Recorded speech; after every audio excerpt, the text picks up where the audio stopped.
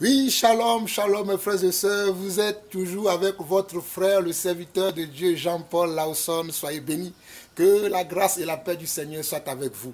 Je suis heureux d'être avec vous ce matin, le samedi 26 juin 2021, et nous sommes encore dans la rubrique questions-réponses qui va vous amener vous aussi à méditer la parole de Dieu. Je prie que chacun d'entre vous, vous commencez. Que vous commencez déjà à aimer la parole de Dieu, à aimer scruter la parole de Dieu, à aimer la méditation de la parole de Dieu, à aimer faire des recherches et à aimer à comprendre la volonté de Dieu. Je vois que beaucoup d'entre vous, vous le faites déjà. Mais nous avons encore certaines personnes qui traînent derrière. Mais nous voulons que vous aussi, vous nous rejoigniez et qu'ensemble, nous soyons des étudiants de la parole de Dieu. Nous serons des étudiants qui aiment l'esprit et la volonté de Dieu. Soyez bénis.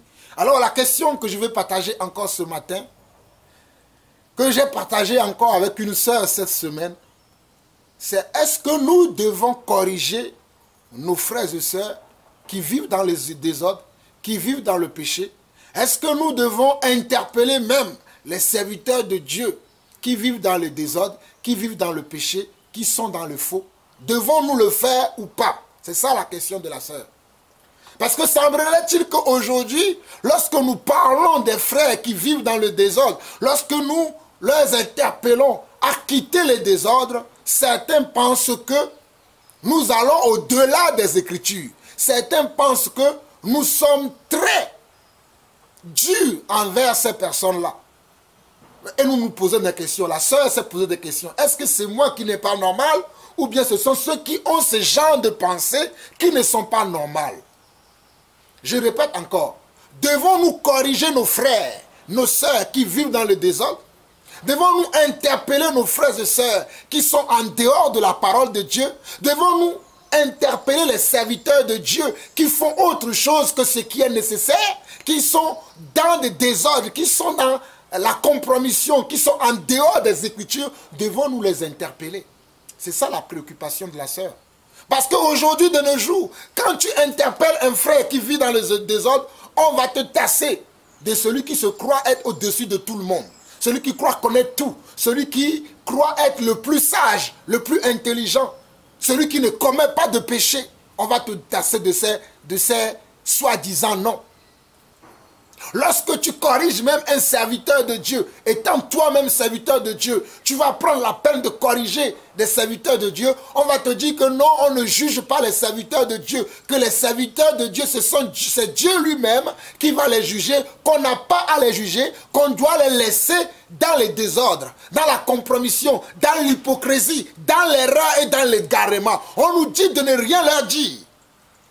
Mais mes chers frères et sœurs, que disent l'Écriture au sujet de ceux qui vivent dans les désordres?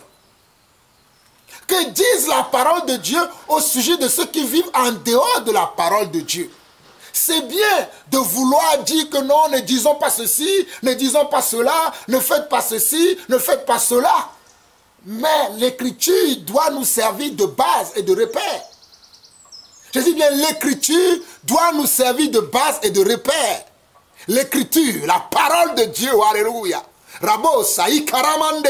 L'Écriture doit être notre repère et notre base. Sans l'Écriture, nous ne pouvons rien traiter dans l'Église. C'est l'Écriture qui doit nous éclairer. Parce que la parole de Dieu dit dans le psaume 119, verset 105, que ta parole est une lampe à mes pieds. Ta parole. Ta parole est une lampe à mes pieds. Cela veut dire que ta parole m'éclaire. Cela veut dire que ta parole me corrige. Cela veut dire que ta parole me guide. Cela veut dire que ta parole me dirige. Cela veut dire que ta parole me construit. Cela veut dire que ta parole m'éduque. Cela veut dire que ta parole est celui qui m'amène à comprendre ta volonté. Alors pourquoi nous voyons des frères et des sœurs aujourd'hui, spécialement même nous voyons certains serviteurs de Dieu qui regrettent d'avoir dénoncé des pasteurs qui vivent dans les désordres, qui regrettent d'avoir dénoncé le mal dans l'église, d'avoir dénoncé la compromission, d'avoir dénoncé même l'hypocrisie dans l'église. Mais mes chers frères et sœurs, Jean-Paul Lawson ne renoncera jamais à dénoncer le mal dans l'église. Jean-Paul Lawson ne renoncera jamais à redresser l'église, à redresser les frères et sœurs qui vivent dans les désordres, car ceci est de la volonté de Dieu. Je prends un passage, 1 Corinthiens chapitre 5, que je ne vais pas lire. Je vous exhorte à le méditer à la maison. Voilà pourquoi j'ai mis en place des questions-réponses pour vous amener vous-même à faire des recherches. Ne soyez pas des chrétiens paresseux et paresseuses. Soyez des chrétiens réveillés. Des chrétiens réveillés. Car la Bible dit que réveille-toi, toi qui dors, et Christ t'éclairera. Réveillons-nous, nous qui dormons, afin que le Seigneur Jésus-Christ nous éclaire. Réveillons-nous. Alors, dans 1 Corinthiens chapitre 5, l'apôtre Paul parle d'un frère qui avait un comportement impudique. Un comportement comment? De fornication. Il était tellement dans la fornication, dans l'impudicité, de telle manière qu'il a même couché avec la femme de son père. Il a même couché avec la femme de son père. L'apôtre Paul n'était même pas là à l'époque, à l'église de Corinthe. Il était ailleurs. Mais quand il avait appris l'histoire, il a dit, j'ai déjà jugé cet homme. Qu'on l'enlève de l'église. Qu'on l'enlève de l'église, qu'on l'enlève du milieu des saints, qu'il ne soit plus au milieu des saints, qu'on l'enlève. Il en a parlé, il a dit qu'on l'enlève. Et il poursuit en disant que je vous ai dit de ne plus avoir de relations avec des frères. Mais il dit, je ne vous ai pas dit de ne plus avoir de relations avec les frères d'une manière absolue. C'est-à-dire, quand il dit d'une manière absolue, c'est-à-dire même avec les gens du monde qui n'ont pas reçu le Saint-Esprit pour connaître la volonté de Dieu. Mais il parlait de l'église, de nous dans l'église, de nous qui avons reçu le Saint-Esprit, de nous qui sommes des convertis, qui avons été baptisés et qui ont reçu le Saint-Esprit et qui ont reçu la vérité. L'apôtre Paul parlait de ces genres de personnes. Il dit de ne pas avoir de relations avec les débauchés, les cupides, les idolâtres, les menteurs. Il dit de ne même pas manger avec de tels hommes. Mais aujourd'hui, quand nous exposons de telles personnes, certains frères se sentent choqués. Certains sœurs se sentent choqués. Ils se posent la question, pourquoi nous dénonçons de telles personnes? Pourquoi nous ne les laissons pas et que nous prions simplement pour eux? Qui vous a dit que c'est ainsi que la Bible parle? La Bible dit dans Romains chapitre 10, que comment les gens croiront-ils s'il n'y a pas ceux qui sont envoyés? Comment les gens croiront-ils s'il n'y a pas ceux qui sont envoyés? Non, nous sommes envoyés pour que nous prêchions la vérité, pour que les gens croient à la parole de Dieu. La première des choses, c'est ça. Nous sommes envoyés pour dénoncer le mal, pour dénoncer le péché, pour dénoncer comment? Pour dénoncer notre rébellion contre Dieu. Évangéliser, c'est ça. Évangéliser, c'est dénoncer notre rébellion contre Dieu. L'homme s'est rébellé contre Dieu. C'est notre rébellion envers Dieu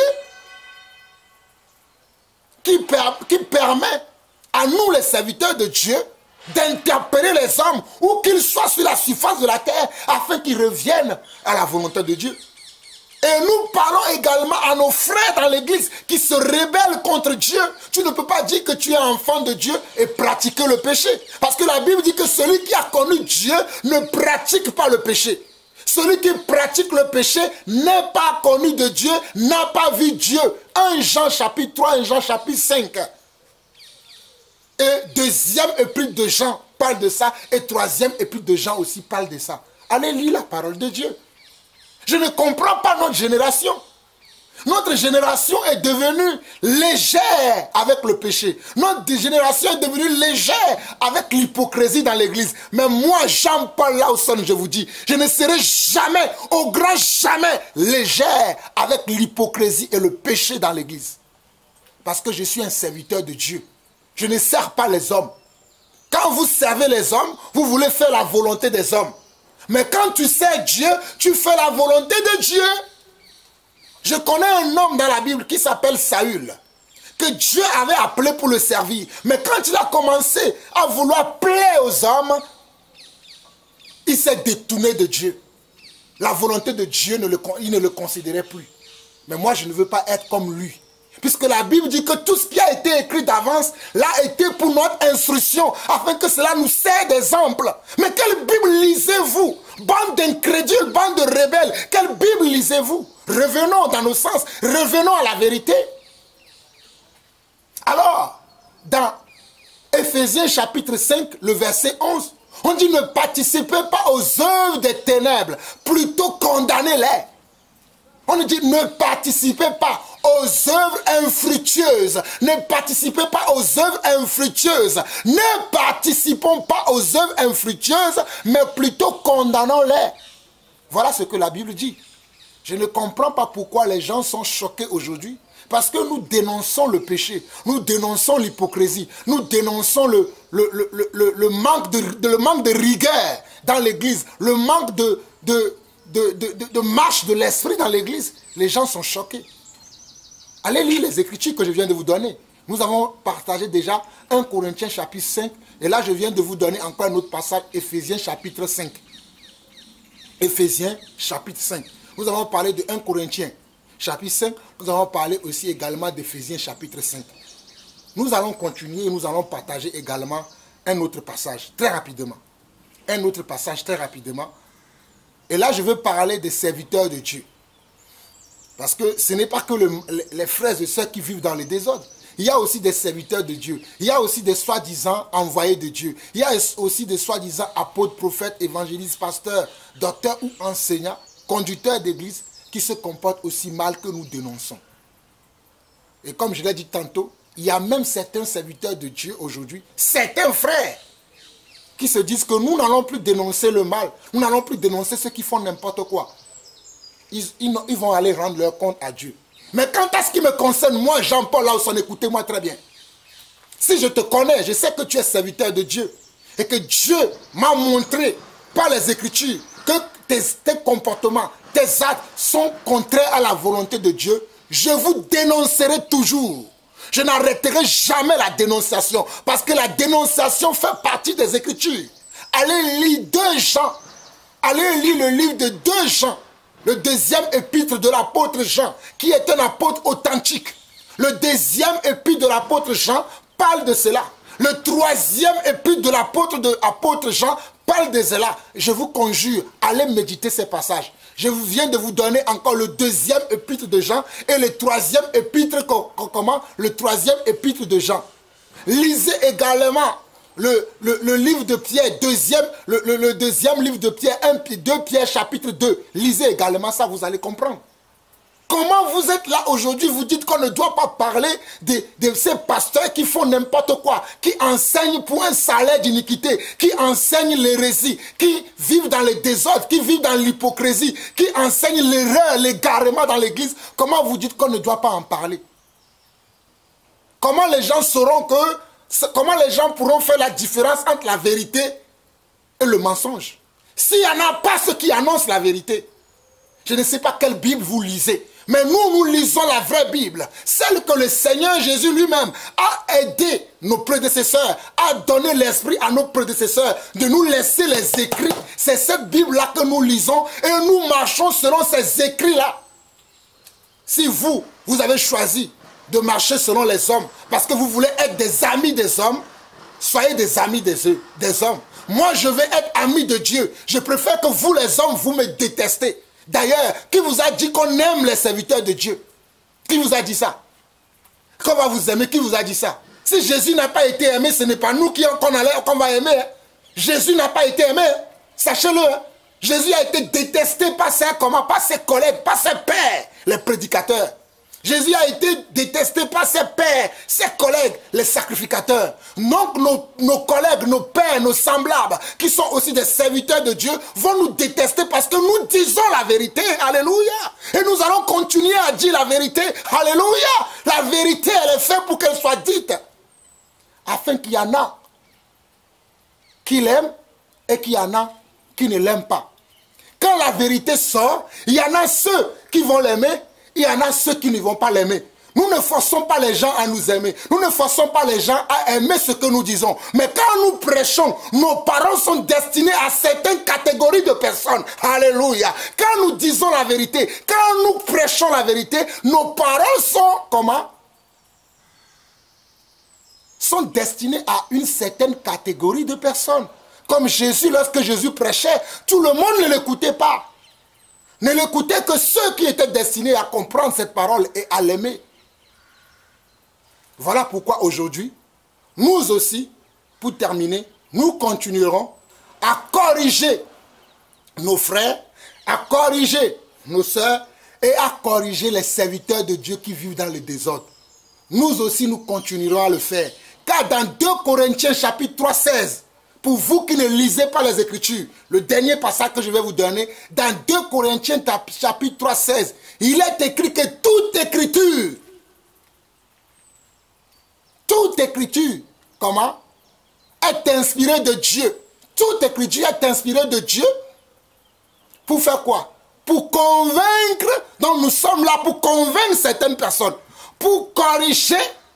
Pour instruire. Comment vous ne comprenez pas les Écritures? On dit, toute écriture est inspirée de Dieu. Pour convaincre. Pour convaincre quelqu'un, il faut parler.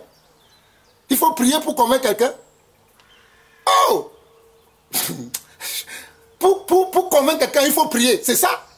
Je ne suis pas contre la prière. Nous ne sommes pas contre la prière. Nous devons prier pour ces personnes et nous prions pour eux. Mais nous devons aussi parler.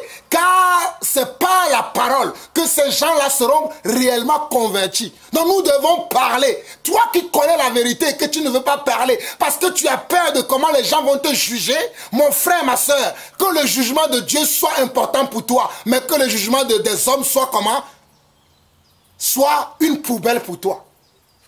Que le jugement de Dieu soit important pour toi. Ne regarde pas le jugement des hommes, mais regarde le jugement de Dieu.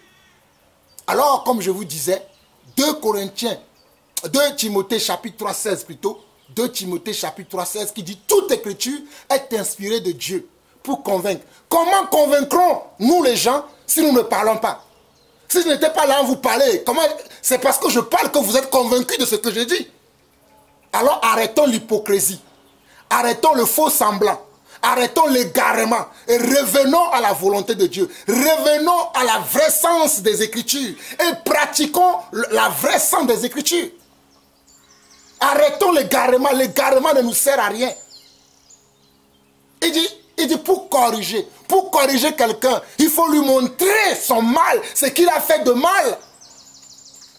N'est-ce pas? Pour corriger quelqu'un, il faudra montrer à la personne ce qu'il a fait de mal. Alléluia. Amen. On doit montrer à la personne ce que la personne a fait de mal pour que la personne comprenne pourquoi on le corrige. Mais vous nous dites de prier simplement. Mais quelle Bible lisez-vous? Suivons ce qui est dans la Bible. Et la Bible dit que des fois, si quelqu'un pêche, on dit reprends-le devant l'église, afin que les autres aussi aient de la crainte. Voilà pourquoi des fois quand nous parlons devant toute l'église, afin que ceux qui vivent encore dans le même désordre aussi aient crainte. Qu'ils ont la crainte de Dieu, qu'ils ne continuent pas dans la même chose. Voilà pourquoi nous, des fois, nous venons parler de ce qui se fait en secret, de certaines situations que nous avons gérées en secret. À un moment donné, nous venons parler de ça devant l'église, afin que toute l'église soit au courant de ça. Voilà la vérité. Nous ne pouvons pas rester, mes chers frères et sœurs, il est temps que nous avançons. Il est temps que nous avançons. Le temps, on n'a pas le temps pour s'amuser. En tout cas pour moi, Jean-Paul Lawson. Vous me connaissez assez. Je n'ai pas le temps pour m'amuser. Nous avons trop perdu le temps. Nous devons maintenant nous atteler à la vraie tâche, à la vraie mission que nous avons reçue de Dieu. Donc le temps n'est plus à l'amusement. Donc quand vous voulez parler, quand vous voulez dire quelque chose, tournez 7 fois votre langue afin que ce que vous allez dire puisse communiquer une grâce à ceux qui vous entendent. Mais ne dites pas n'importe quoi parce que vous voulez vous compromettre, parce que vous cherchez maintenant l'amour des hommes. Quel homme? L'homme qui a rejeté Jésus, qui a choisi Pilate, et qui a choisi Barabbas. L'homme qui a rejeté le juste et qui a pris le voleur, le brigand. C'est ce homme-là que moi je vais choisir. Mon œil, ouais. Que Dieu vous bénisse. C'était votre frère Jean-Paul Lawson. Shalom, shalom et shalom.